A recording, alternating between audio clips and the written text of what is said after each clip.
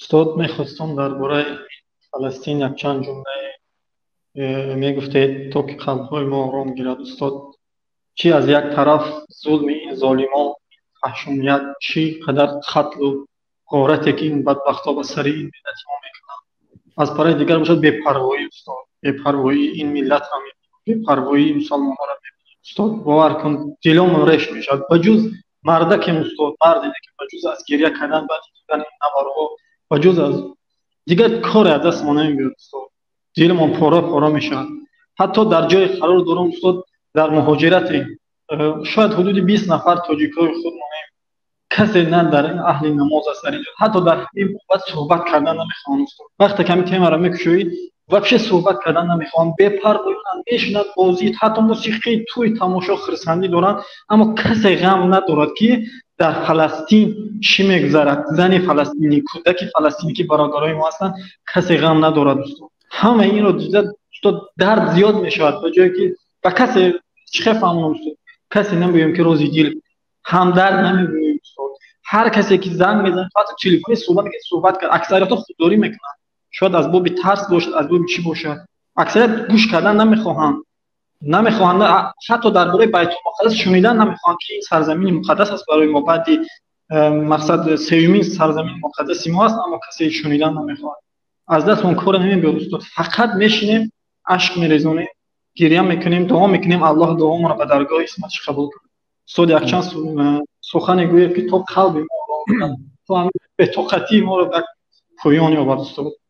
بله، واقعا خیلی که شما گفتید بعضی آدم ها در این باره عموما حرف نمیزنند و بعضی آدم ها، حتی بعضی آدم ها اینه یعنی مصیبت عرب ها حساب کردن.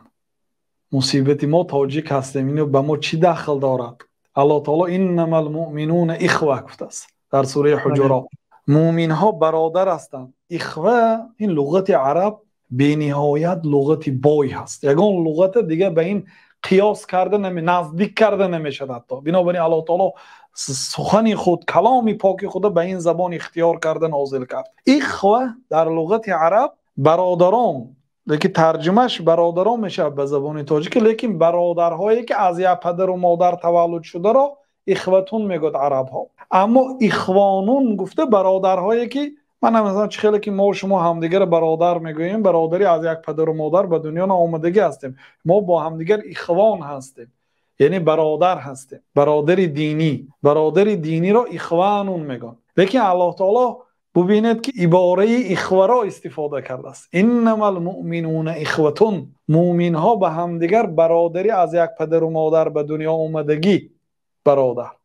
خب چه خیل برادرتان در عذاب است، برادرتان زیر موشک هست و برادرتان و خواهراتان بی برق و بی آب و بی غذا، در پیشش جراحت، شفاخانه ندارند و خدا در بعضی یعنی تهخانه ها تبابت دارند، تهخانه در بیابان ها، در زمین کشات هم دیگر تبابت دارند و یعنی که جای جراحت و زخمی را یعنی که تبابت و اصلاح کرده ایستادند در هوای کشات. یعنی که این مال عرب و مال عجم نیست.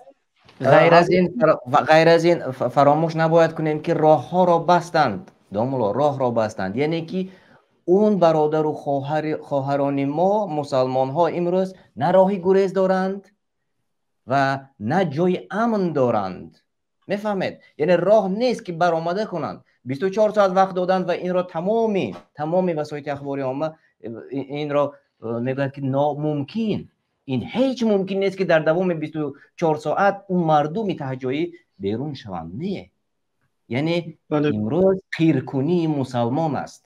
بله برادر، و حتی همین دولتی مصر دروازه خود رو برای چیا بس کن نموند. حتی مصر یا که دولت عربی خودشان هست نمیخواهد که مردم عادی به سرحد بگذارند. مسئله عرب و عجم نیست برادران عزیز. شاعر حقیقت سرای لاهور حضرت محمد اقبال لاهوری میگوید نه افغانیم و نه ترک و تاتاریم، مسلمانیم و از یک شاخساریم، تمیزی رنگ و بو بر ما حرام است که ما پرونده یک نوبهاریم. یعنی ما ملتگرایی نمی کنیم. شریعت این چیزا حرام کرده است. بین سیاه پوست و سفید پوست، بین عرب و عجم در شریعت یگان فرقی نیست. از همه مکرمترین شما الله تعالی گفت ان اکرمکم عند الله اتقاکم. با آبروترین شما در نزد الله تعالی، شخصی که کرامت دارد، قدر و قیمت دارد در نزد الله تعالی کیست؟ عرب است یا عجم است؟ سیاه پوست است یا سفید پوست؟ اکرمکم عند الله اتقاکم. پرهیزگارترین شما، تقوادارترین شما. حضرت محمد اقبال نظم دیگری دارن، واقعا عیناً از قرآن و سنت گرفتن. میگم بیا ای بی ادب خود را ادب کن، مسلمان زاده ترکی نسب کن، بلونی احمر و خون و رگ و پوست، عرب نازد اگر ترکی عرب کن. یعنی رفت و اگر عربم به سبب عرب بودنش اگر نازد و فخر کند، یعنی در این حالت ترک عرب کن. ترکی یعنی که این ملتگرایی در شریعت اسلام نیست. اگر همین گونه میشد کتاب امام بخاری کتاب رقم 1 مسلمانان میشد. تاجیکی 100% یگان عرب نگفت است که این آدم تاجیک است، اینو برارید مقصد کتابش سوزید، یا اینکه کتابش درجه 2 یا 3 مونید، یگان عرب مونید. نه، حق باید که بالای همه چیز غلبه کند. بنابراین یک دردی همدیگر رو باید حس کنیم. ما همه یک هستیم، چه خیلی که الله تعالی گفت. و در جای دیگر همین شاعر هم میگوید که دل به آن محبوب حجازی بستیم، زین سبب با همدیگر پیوستیم. ما هممون یک آدم دوست می‌داریم. محبت ما و بدبینی ما باید موافقت به محبت و بدبینی آن آدم کند. دل به آن محبوب حجازی، مراد رسول الله صلی الله علیه و سلم بستیم، زین سبب با هم دیگر پیوستیم. یا مسلمانی که از قاره افریقا هست، از آخری افریقا هست، یا مسلمانی که از امریکا هست، یا در قاره مثلا اروپا هست، یا در ژاپنیا هست، اونا همین روز اگر اسلام قبول کنه برادری ما هست، نه وابسته به ملتش، نه وابسته به رنگ و رویش. ما باید خیلی که الله تعالی گفت مسلمان ها برادری همدیگرند، برادرتان در عذاب باشه شما چیکار میکنید؟ انا همه وظیفه ها رو باید اجرا کنید، وظیفه برادری رو باید اجرا کنید. بله. اما مسئله دیگر این است که برادرای عزیز، از شما میگوید که قضیه فلسطین همخانه هم نمیداند. میگوید برای چی نمیدانند؟ برای آنکه اونا شاید فقط موسیقی تماشا میکنند، اما آبونه شویشان به کدام؟ یعنی که کانال ها آبونه شدگیان، فقط نوار همون ها به آنها پیشنهاد کرده میشد. بنابراین بسیار حالی تاجیک ها داریم، بسیار مسلمان ها داریم که در همین در یوتیوبش اقل یگان امر معروف پیشنهاد نمیشد، نمیبرد در روی اکرانش. برای چی؟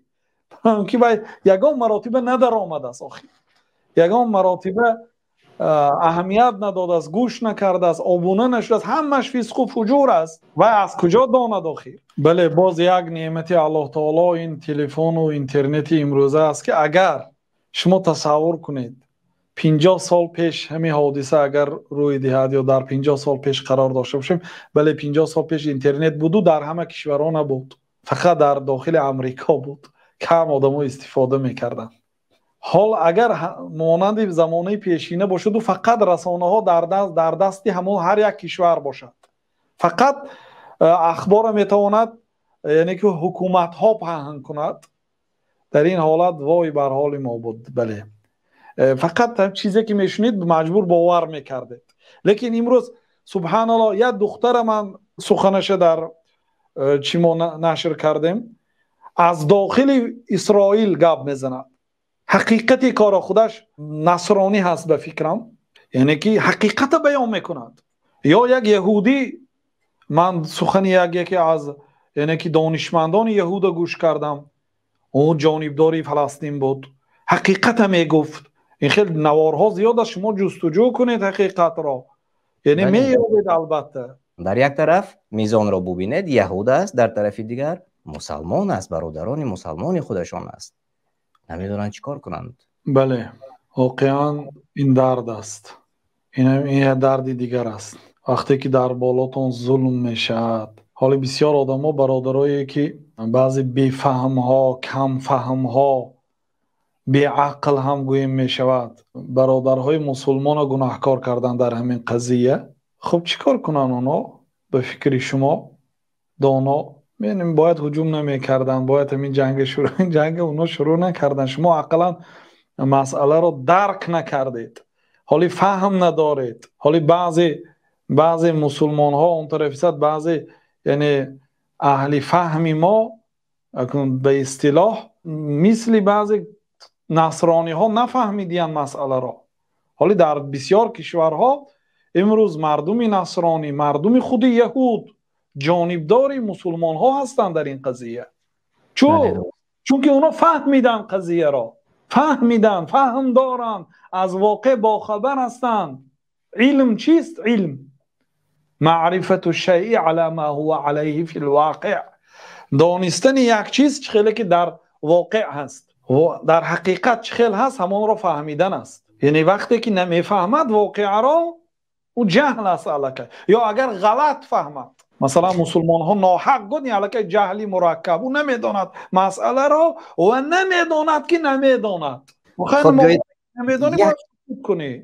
یک چیز را گفته گذارید داملا، چون من دیروز هم در برنامه در دانش و سنجش این مسئله را گفته گذاشتم، اما حتی در همین اطراف ما رو مسلمان ها احاطه کرده است. اکثریت مسلمان ما رو گوش میکنند، غیر آن گوش نمیکنند، برای آنها در کار هم نیست. یهود و یا نصارا، آنها مثلا بعضی از آنها میگویند که کافر نیستند، اهل کتاب هستند میگویند. بله اهل کتاب هستند لیکن کافر هستند. کافرها یعنی به دو گروه تقسیم میشن، کافرهای اهل کتاب و کافرهایی که بدون اهل کتاب، یعنی که به آنها اصل دینی آنها دینی آسمانی نیست. مثلا آتش پرستا، بت پرستا، اینا دیناشون از آسمان نآمده است. اما دین یهود و نصارا اصلا دین اینها آسمانی هست، بر سوی اینها پیغمبرها فرستانیده شد. الله تعالی صراحتا میگه لقد کفر الذين قالوا ان الله ثالث ثلاثه، در حقیقت کافر شدن آنهایی که گفتند که ان الله ثالث ثلاثه، الله سیومین سه نفر، یعنی سه نفر میگم. یا که در حقیقت کافر شدن آنهایی که گفتند که عیسی پسر مریم پسر الله تعالی است، مسیح پسر الله گفتند و الله تعالی فرزند نسبت داد. اینا حالا که به مجرد همین اعتقاد کافر شدن و بنابراین آنها دینی آنها حدود داشت. دین یهود و نصارا تا آمدن دین اسلام است. کدام نصرانی به انصاف، کدام یهودی به انصاف، اگر اون کتاب هایی که تحریف نشده، اگر جمله های تحریف نشده شه اگر داند، و مخطوطات و کتاب هایی که کم و بیش یعنی حقیقت در آن باقی مانده است اگر برگردد، میداند که اونا باید پیروی از دین اسلام کند. دین یهودیت، دین نصرانیت آنها را توصیه میداد که این دین تا آمدن جناب رسول الله صلی الله علیه و این آنها خوب میدانستند. الله تعالی نقل کرد یعرفونه کما یعرفون ابناءهم، این درباره یهودان نازل شده است. آنها پیغمبر صلی الله علیه و سلم را میشناختند چخیلی که پسرهای خود را میشناختند. حالی پیغمبر صلی الله علیه و سلم ندیدن، لیکن اگر بینن در حال میشناختند، برای آنکه این مانند پسرشان هست.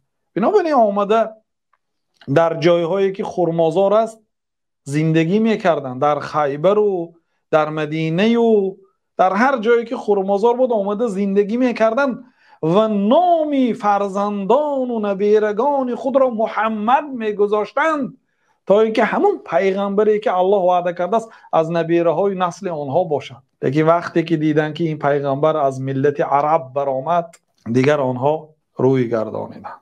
یعنی امروز آن همین جنگی که بین فلسطین و اسرائیل می شود داملا، بله یقین گفته می شود که بین جنگ بین کافر و مسلمان است.